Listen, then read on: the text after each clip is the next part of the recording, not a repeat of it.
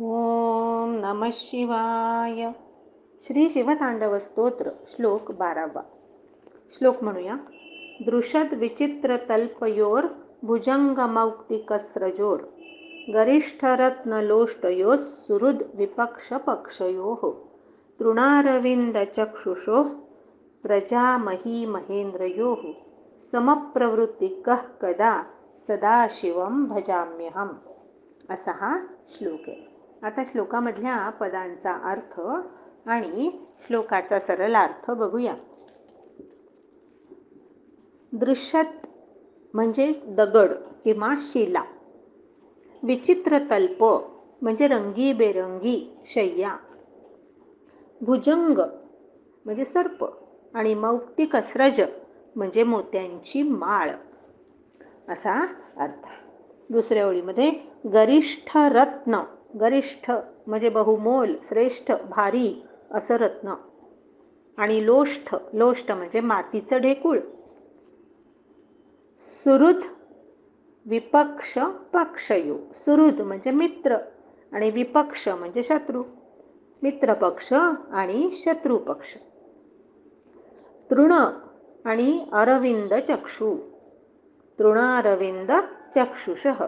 तृण म्हणजे गवत आणि अरविंद चक्षु म्हणजे कमळासारखे नेत्र असणाऱ्या व्यक्ती, सुंदर व्यक्ती. प्रजा म्हणजे सर्वसाधारण प्रजा, सर्वसाधारण जनता. आणि मही महेंद्र म्हणजे महाराजाधिराज. समप्रवृत्तिकः म्हणजे या सगळ्यांच्या मध्ये समान भाव ठेवणारा. कदा केव्हा, सदाशिवम भजामी अहम या सगळ्यांमध्ये समान भाव ठेवणारा मी त्या सदाशिवाला केव्हा मी भजीन, केव्हा मी असा समान भाव ठेवणारा होईन, असा या शब्दांचा अर्थ आहे. सरळ अर्थ असा आहे श्लोकाचा. रावण म्हणतो की शिला आणि रंगीबिरंगी शय्या, दगड आणि रंगीबेरंगी शय्या, पाषाणाची शिला मोठी आणि रंगीबेरंगी शय्या, साप आणि मोत्यांची माळ, अतिशय मूल्यवान रत्न आणि मातीचं ढेकूळ, मित्र आणि शत्रुपक्ष, गवत आणि कमळाप्रमाणे नेत्र असणारे, प्रजा आणि महाराज यांच्या प्रती माझी प्रवृत्ती केव्हा बरं समान रूप होईल आणि केव्हा बरे मी सदाशिवाची उपासना करीन, असा या श्लोकाचा सरळ अर्थ आहे. वेगवेगळ्या प्रकारच्या शय्या, आसन, गळ्यातल्या सर्पमाळा किंवा मोत्यांच्या माळा, श्रेष्ठ रत्न किंवा मातीचं ढेकूळ, मित्र किंवा विरोधक, गवत किंवा कमळासारखे नेत्र, सामान्य जन किंवा पृथ्वीचा राजा, या सगळ्यांना भगवान शंकर सारखेपणाने वागवतात. मी त्यांच्यासारखा केव्हा होईल आणि असं होऊन मी त्यांची पूजा केव्हा करू शकेल, असा रावण विचार करतो. या श्लोकामध्ये रावण असं म्हणतोय की शिवाच्या आराधनेसाठी आवश्यक असणारी पात्रता किंवा शिवभक्त होण्याची योग्यता माझ्या ठाई केव्हा बरं येईल, मी केव्हा शिवाचा योग्य उपासक बनू शकेन, माझ्यात तर किती दोष आहेत. रावण हा आईकडून असुर कुळातला आहे. त्याची आई केकसी ही राक्षस कुळातली आहे आणि पित्याकडून तो ब्राह्मण आहे. रावण हा शिवभक्त, त्याच्यामध्ये कधी कधी सात्विक वृत्ती प्रगट होते आणि त्यामुळे त्याला असं वाटतं की माझ्यातलं ममत्व, आसक्ती जाऊन आणि माझ्यामध्ये समत्व येऊ शकेल का. तो विचार करतो की आपले आराध्य भगवान शिव तर विमोही आहेत. भगवान शंकर रावणाचे गुरु आहेत आणि त्यांच्याकडूनच रावणाने शास्त्रज्ञान प्राप्त केलं. निष्ठावान शिष्य जो असतो त्याला असं वाटत असतं की आपल्या गुरुप्रमाणे आपण असावं, गुरुचं अनुकरण करावं. भगवान शिव हे समभाव धारण करणारे आहेत. आणि शंकरांवर आत्यंतिक श्रद्धा असणारा रावण विचार करतो की मग असं जर का आहे, शंकर माझे गुरु आहेत, तर मग मी का बरं रत्न माणकं अशा दगडांना बहुमोल समजतो? ते तर शंकराला माती समान आहेत. भगवान पन्नगभूषण आहेत, त्यांच्या गळ्यामध्ये साप आहेत, तर मग मी मोत्यांच्या माळा का बरं धारण कराव्यात?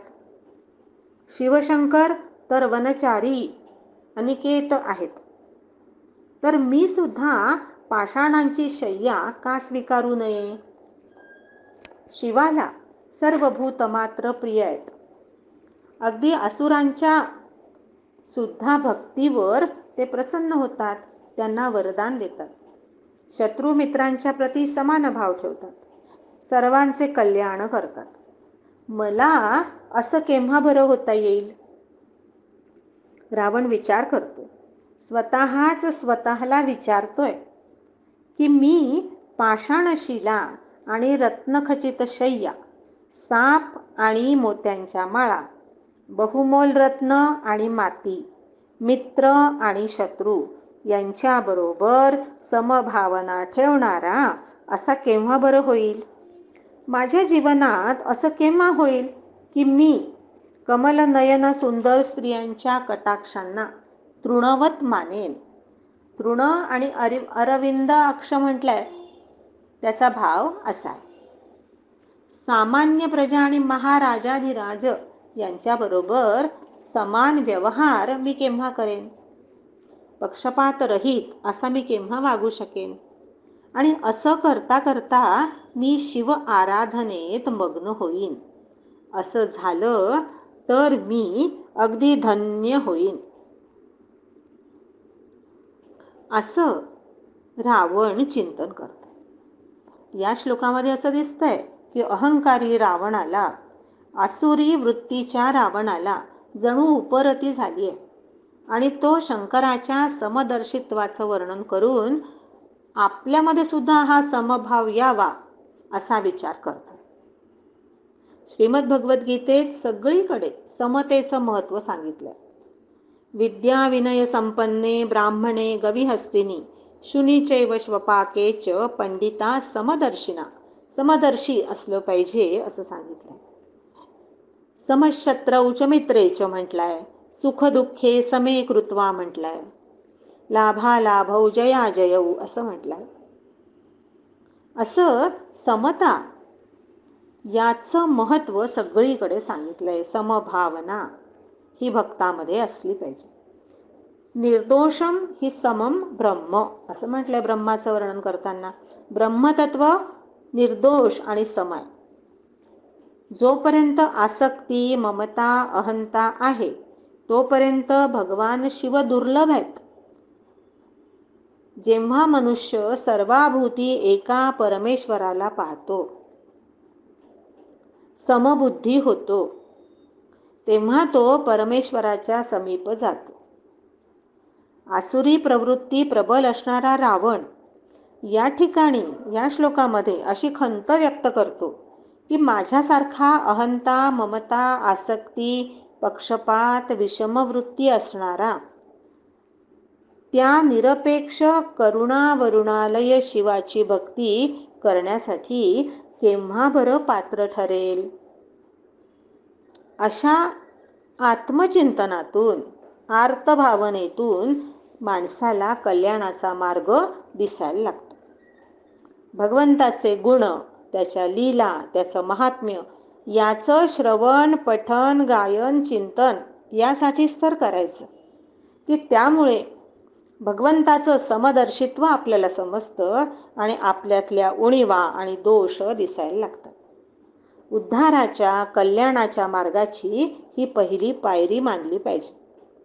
आणि आपण भगवंताला प्रिय कसे होऊ, दैवी गुणसंपदा आपल्यात कशी येईल याचं चिंतन आणि त्यानुसार आचरण करण्याचा प्रयत्न मनुष्य मग करायला लागेल. रावणासारखा असुर सुद्धा असा विचार करतोय हे इथे लक्षात घेण्यासारखं आहे. अशा प्रकाराने देवाच्या आराधनेला प्राप्त होण्यासाठी, सदाशिवाचं भजन करण्यासाठी मी आत्मचिंतन केलं पाहिजे आणि त्या ओढीनी आचरण केलं पाहिजे, असा उत्कट सात्विक भाव आणि शंकरावरची भक्ती रावणाची या ठिकाणी व्यक्त झालेली आहे. इथे थांबूया. नमः पार्वती पतये हर हर महादेव.